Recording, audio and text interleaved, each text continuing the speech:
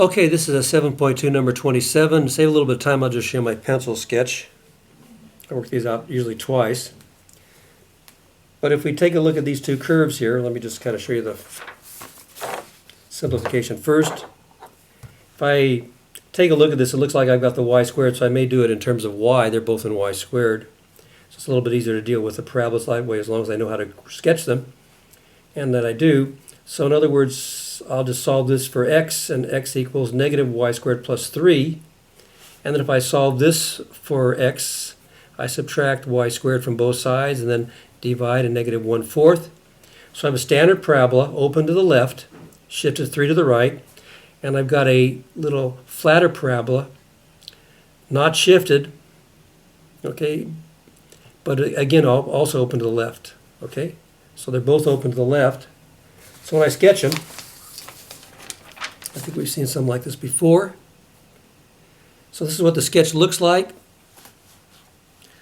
Okay, this is the standard parabola. This is the negative 1/4 y squared, so it's a little flatter, and it's not shifted. And then this is the one that's shifted. It's just a standard parabola, negative y squared, but it's shifted to the right 3. They're both open to the left. So again, we can use symmetry because they're both even functions, or I should say even relationships. They're not functions, they're even relationships. And so they're symmetrical. So the top and the bottom be the same. So rather than integrating from where they intersect, I can just integrate just the top part from 0 to wherever their intersection is. So I'll have to figure out their intersection. So that's the sketch. And again, you should sketch them, and it's not too hard once you practice a few of these. A little flatter, standard parabola. They're both open to the left because of the negative sign, and this is shifted 3 to the right. This is right at the 0, so it's not too hard to sketch those, I don't think.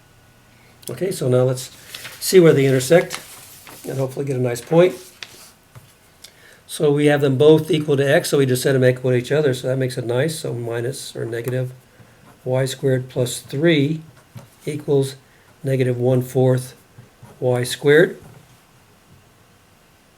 I can multiply both sides by 4, so I get negative 4 y squared plus 12 equals negative y squared. And then I can just add 4 y squared to both sides, so I get 12 equals positive. If I add 4, I get positive. 4 minus 1 is 3 y squared, and if I divide by 3, I get y squared equals 4. So y equals plus or minus the square root of 4, which equals plus or minus 2. So that's where they intersected, plus or minus 2.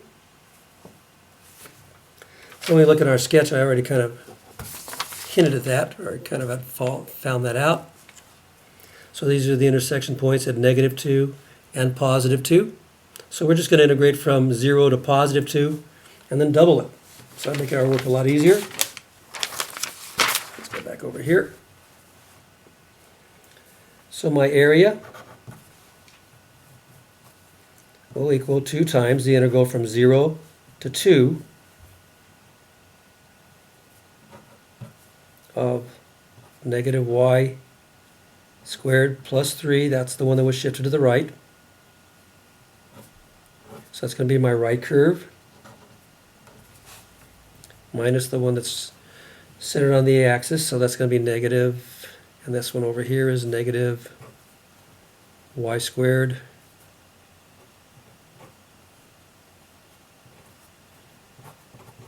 over 4.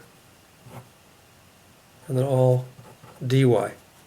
That's my left curve. So right curve minus left curve. Okay. And then we can just simplify this out a little bit before we take the antiderivative. So area equals 2 times the integral from 0 to 2. And this is negative 1.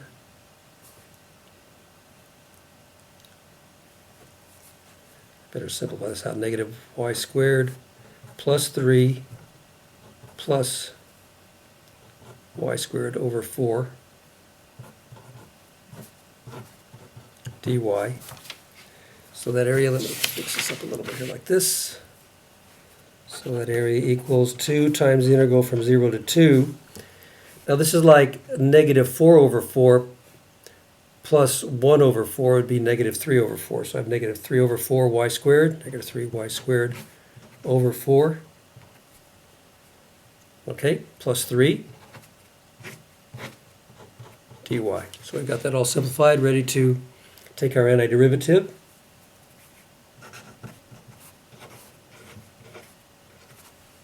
From 0 to 2.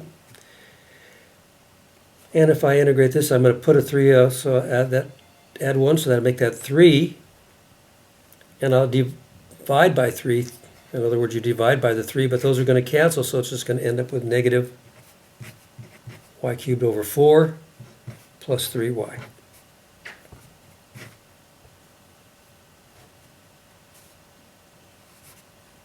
That's my antiderivative. Sorry about that.